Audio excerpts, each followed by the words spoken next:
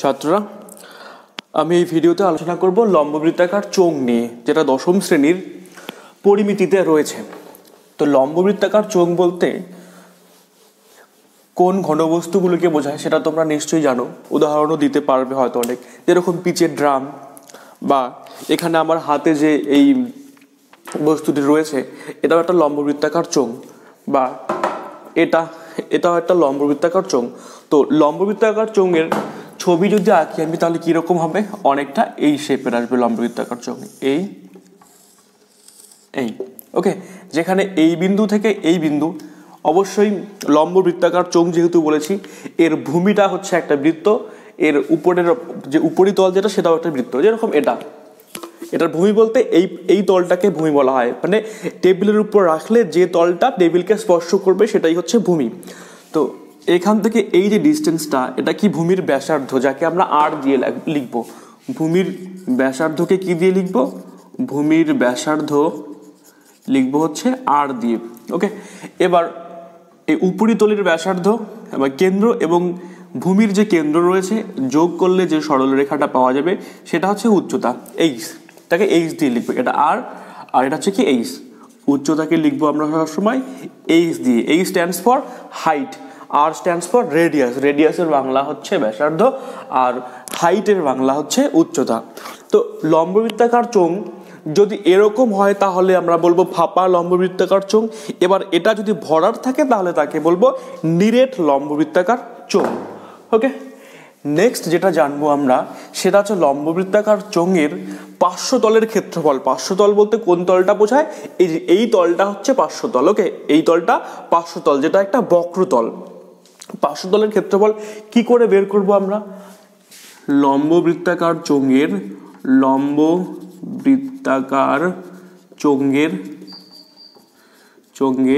পার্শ্বতলের ক্ষেত্রফল, ওকে।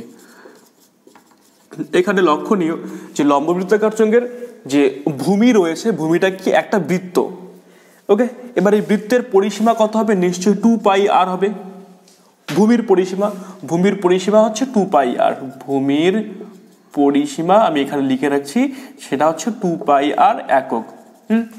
এবার আমি একটা লম্ববৃত্তাকার চোঙ, এই খাতাটাকে যদি এরকম করে মুড়ে দেই তাহলে এটা কি হলো? একটা লম্ববৃত্তাকার চোঙ হলো, যার ভূমি হচ্ছে এটা, তাই তো। এবার এই ভূমির পরিসীমা কত? 2πr। এই খাতাটাকে বৃত্তাকারে নিয়ে আসলে এর ব্যাসার্ধ যদি আর হয় তাহলে ভূমির পরিসীমা কত হবে? 2πr। এবার আমি কি করব? খাতাটাকে এই বরাবর কেটে দেব, অর্থাৎ লম্ববৃত্তাকার চোঙটাকে এভাবে লম্বালম্বি কেটে ফেললাম। কেটে ফেলার পর যদি এরকম করে মেলে ধরি তাহলে সেটা কিসের আকার নেবে? অবশ্যই একটা আয়তক্ষেত্রের আকার নেবে, যার উচ্চতা হচ্ছে এই লম্ববৃত্তাকার চোঙের উচ্চতার সমান। এবং মানে উচ্চতা বলতে এখানে দৈর্ঘ্যর কথা বলছি আমি। দৈর্ঘ্য হচ্ছে কি লম্ববৃত্তাকার চোঙের উচ্চতার সমান, এবং প্রস্থ হবে কি? প্রস্থ হবে পরিসীমার সমান, ভূমির পরিসীমার সমান। তাহলে পার্শ্বতলের ক্ষেত্রফল কত হবে? উচ্চতা হচ্ছে এইচ, এবং এখানে এই প্রস্থটা কত? 2πr, তাই তো। এটা আয়তক্ষেত্র যার দৈর্ঘ্য রয়েছে এইচ এবং প্রস্থ কত? 2πr। তাহলে ক্ষেত্রফল কত হবে? H into 2πr। এটাই মুড়ে দিলে কি আসছে? লম্ববৃত্তাকার চোঙের পার্শ্বতলের ক্ষেত্রফল, ওকে। তাহলে কত আসলো আলটিমেটলি? 2πr/h বর্গ একক। এটা হচ্ছে লম্ববৃত্তাকার চোঙের কি? পার্শ্বতলের ক্ষেত্রফল, অর্থাৎ বক্রতলটি যে রয়েছে তার ক্ষেত্রফল। এবার যদি লম্ববৃত্তাকার চোঙটি নিরেট হয় তাহলে এর পার্শ্বতলের যেরকম ক্ষেত্রফল থাকবে, নিরেট বা ফাঁপা হলেও যদি ঢাকনা থাকে, উপরে ঢাকনা থাকে নিচেও যদি ঢাকা থাকে, তাহলে কি হবে? এর সমতলটার একটা ক্ষেত্রফল আসবে, এই সমতলের একটা ক্ষেত্রফল আসবে। তাহলে এই বক্রতলের ক্ষেত্রফল প্লাস এই বৃত্তের ক্ষেত্রফল প্লাস এই বৃত্তের ক্ষেত্রফল নিয়ে যা আসবে সেটা হচ্ছে সমগ্র তলের ক্ষেত্রফল। তাহলে সমগ্র তলের ক্ষেত্রফল কত হবে? সমগ্র তলের ক্ষেত্রফল সমান এই বক্রতলের ক্ষেত্রফল যত 2πr/h, তার সাথে যোগ করব কি?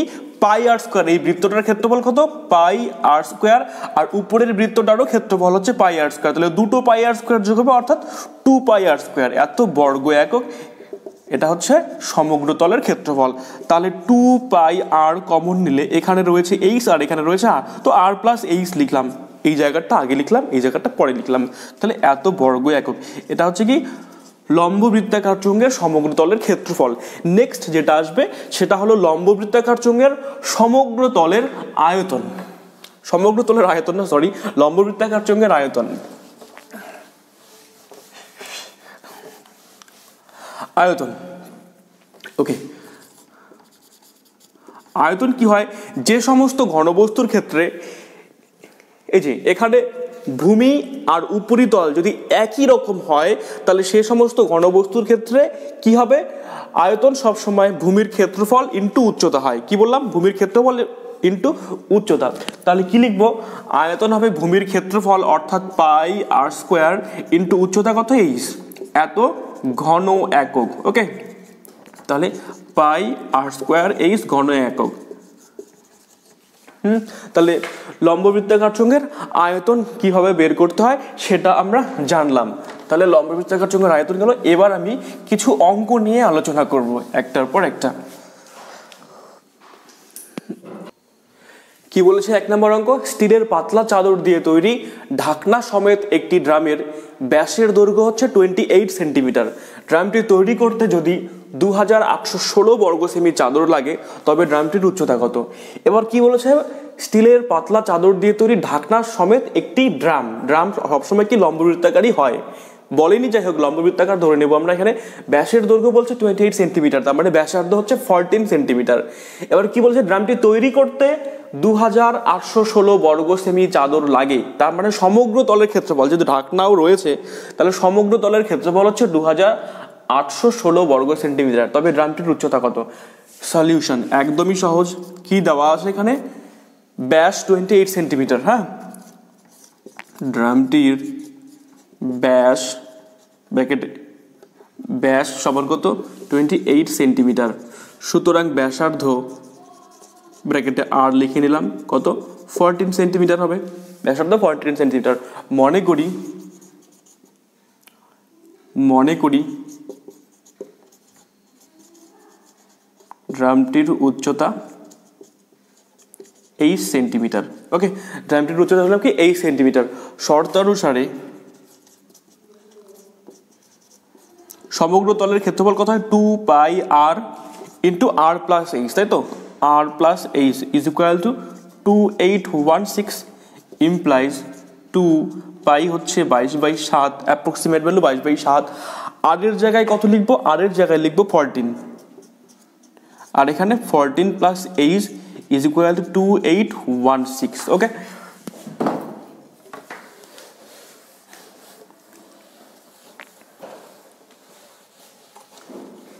নেক্সট কি আসবে এখানে, তাহলে 14 plus h is equal two কত হবে, 2816 মাল্টিপ্লাইড বাই, এখানে 7টা উপরে যাবে, ওদিকে গেলে উপরে যাবে 7 আর নিচে কত 2 থাকবে, 22 থাকবে আর 14 থাকবে, তাই তো। 7 দিয়ে ভাগ করলে 2। এবারে কে যদি 2 দিয়ে কাটাকাটি করি তাহলে কত হবে, 1 4 0 8, আবার 2 দিয়ে কাটাকাটি করলে কত হবে, 7 0 4, তাই তো। এবার 22 দিয়ে 3 22 66, 22 দুগুণ 44, কত আসলো 32, 32। এটা 14 প্লাস এইচ সমান 32। This implies H is equal two 32 minus 14, কত হবে বিয়োগ করলে 18। ওকে, তাহলে কি লিখবো, সুতরাং ড্রামটির উচ্চতা 18 সেন্টিমিটার। সুতরাং ড্রামটির উচ্চতা 18 সেন্টিমিটার। ব্যাস, এখানেই। হ্যাঁ, 2 নম্বর অঙ্ক কি বলেছে, একমুখ খোলা একটি লম্ববৃত্তাকার পাত্রের সমগ্র তলের ক্ষেত্রফল হচ্ছে 2002 বর্গ সেন্টিমিটার। পাত্রটির ভূমির ব্যাসের দৈর্ঘ্য 14 সেন্টিমিটার হলে পাত্রটিতে কত লিটার জল ধরে। পাত্রটিতে কত লিটার জল ধরে, লিটার বলতে কি ঘন ডেসিমিটার, তাই তো, কত ঘন ডেসিমিটার জল ধরে। তার মানে বের করতে হবে পাত্রটির আয়তন বের করতে হবে আমাদের।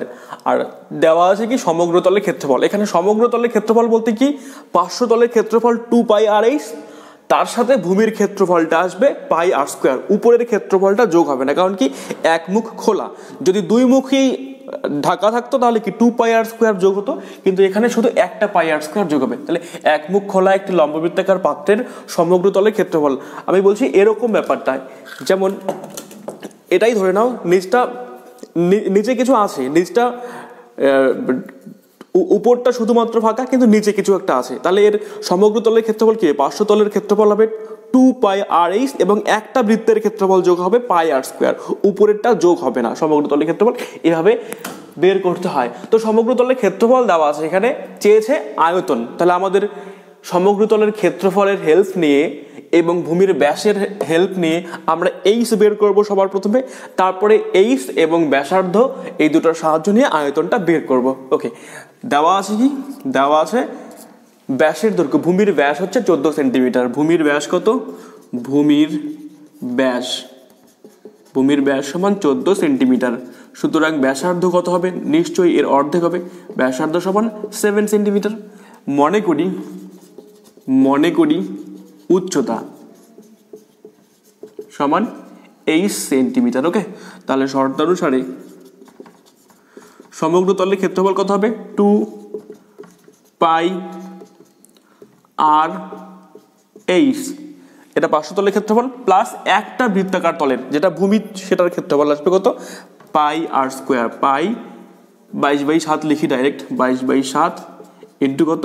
7 স্কোয়ার। ওকে, এটা সমান হচ্ছে কত? 2002। এবার এখান থেকে আমি এইচ বের করব। এখানে 7 স্কোয়ার আছে, 7 আছে, একটা 7 কেটে যাবে, তাহলে কত আসলো? এখানেও 7 কেটে যাবে। 44H is equal two 2002 minus 7 আর 22 গুণ করলে কত হয়? 7 2 14, 7 2 14 আর 1 15, 154। তার মানে 44H is equal to 1848। This implies H is equal to 1848 divided by 44। 11 দিয়ে ভাগ করি 4, 11 একে 11 থাকলো কত? 7, 6 11 66, 8 8 11 88, তাহলে 4 2 42। H ইকুয়াল টু কত? 42। This implies H equal to 42। তাহলে 42 কি আসলো? পাত্রটির উচ্চতা, তাই তো? সুতরাং পাত্রটির উচ্চতা কত আসলো? উচ্চতা সমান 42 সেন্টিমিটার। অতএব আয়তন কত হবে? আয়তন সমান পাই আর স্কোয়ার, এই একবারে লিখে দিলাম, এত সেন্টিমিটার কিউব মানে ঘন সেন্টিমিটার। তাহলে কত আসলো? এটা কেটে যাবে, এবার গুণ করতে হবে 22, 7 আর 42 গুণ করতে হবে, 22 7 42। আচ্ছা, সেন্টিমিটার কিউব আছে, আমাদের কি আনতে হবে? ঘন ডেসিমিটার বা ডেসিমিটার কিউব। তাহলে 22 7 এবং 42, একে আমি ভাগ করব 10 10 10, তিনটা 10 দিয়ে ভাগ করলে ডেসিমিটার কিউব আসবে। তাহলে এত ডেসিমিটার কিউব, ডিসিএম কিউব। ওকে, ডিসিএম কিউব মানে এটাই আসবে লিটারে। তাহলে কত আসবে দেখি আলটিমেটলি। উপরেরটা গুণ করে দেখি, 7 22 হচ্ছে কত? 154, তাকে গুণ করব 42 দিয়ে, তাহলে 4 2 8, 15 2 30। ওকে, 4 দিয়ে গুণ করব, 4 4 16, 4 4 60 61, 8 6 4 6। তাহলে একে ভাগ করব কত?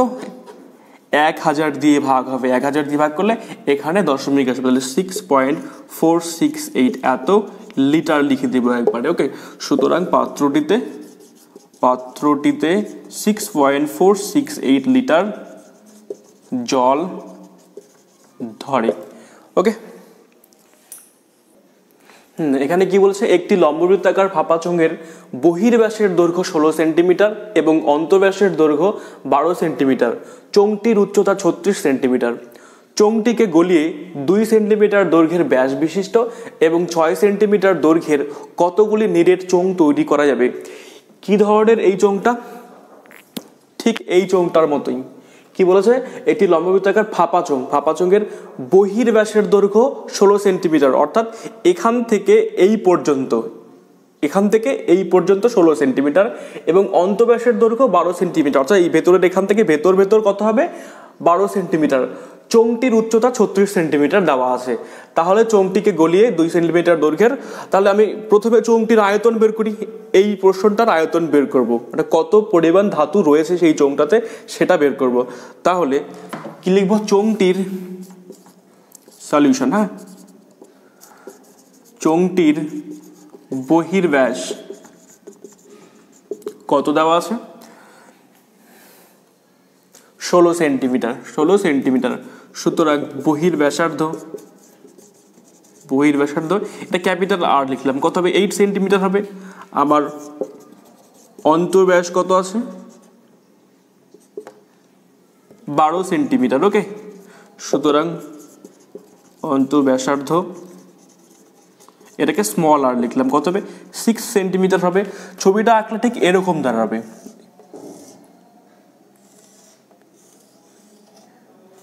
খুব একটা ভালো হচ্ছে না ছবিটা, যাকে অনেকটা এরকম।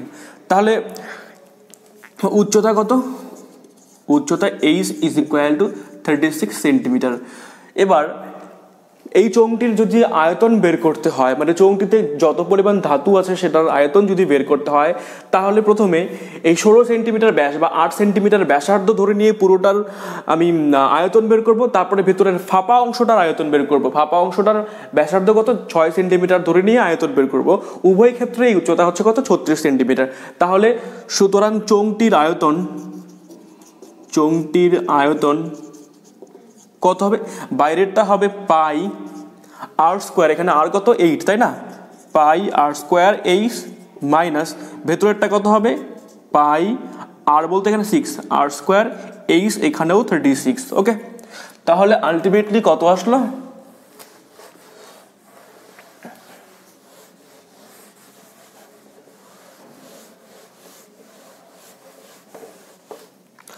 আলটিমেটলি আসলো 22/7 আর 36 তো কমন নেওয়াই যায়, 8 স্কোয়ার মাইনাস 6 স্কোয়ার, তার মানে 64 মাইনাস 36, অর্থাৎ 22/7 ইন্টু 36, আর এখানে 6 আছে, 14 মিলাতে 8, 3 আর 1 4, তাহলে 2, 28। এত ঘন সেমি, সেন্টিমিটারে যেহেতু রয়েছে তাহলে এত ঘন সেমি হচ্ছে চোঙটির আয়তন। এটা আমরা হিসাব করব না, থাক এভাবেই। ওকে, আবার প্রতিটি নিরেট চোঙের কি বলেছে, এই চোঙটিকে গলিয়ে কতগুলি নিরেট চোঙ তৈরি করবে যার ব্যাস হচ্ছে 2 সেন্টিমিটার এবং উচ্চতা কত 6 সেন্টিমিটার। প্রতিটি নিরেট চোঙের ব্যাস কত, ব্যাস হচ্ছে 2 সেন্টিমিটার। সুতরাং ব্যাসার্ধ কত, ব্যাসার্ধ হচ্ছে 1 সেন্টিমিটার। আর উচ্চতা কত বলেছে, উচ্চতা বলেছে 6 সেন্টিমিটার, তাই তো। সুতরাং প্রতিটি নিরেট চোঙের আয়তন, প্রতিটি নিরেট চোঙের আয়তন কত হবে, ওই একই পাই আর স্কোয়ার মানে 1 স্কোয়ার, এইচ হচ্ছে 6, এত ঘন সেমি, তার মানে 22/7 ইন্টু 6, এত ঘন সেমি। এবার সেই চোঙটিকে গলাবে যার আয়তন হচ্ছে এত, এবং যে ছোট ছোট চোঙগুলি তৈরি হবে নিরেট তার আয়তন হচ্ছে এত। তাহলে মোট ছোট চোঙের সংখ্যা কত হবে, একে এটা দিয়ে ভাগ করব। সুতরাং মোট নিরেট চোঙের সংখ্যা সমান কত হবে, উপরে ওই 22/7 ইন্টু 36 ইন্টু 28, আর নিচে 22/7 ইন্টু কত 6, 22/7 কেটে গেল 36 দিয়ে, 36কে 6 দিয়ে ভাগ করলে 6, এবার কত আসছে 6 আসছে 48-এর 8, হাতে 4, 6 দুগুণে 12, 16, 168টি। ঠিক আছে, তাহলে এই পর্যন্তই থাকলো। এরপরে পরের চ্যাপ্টার নিয়ে আসবো পরিমিতির।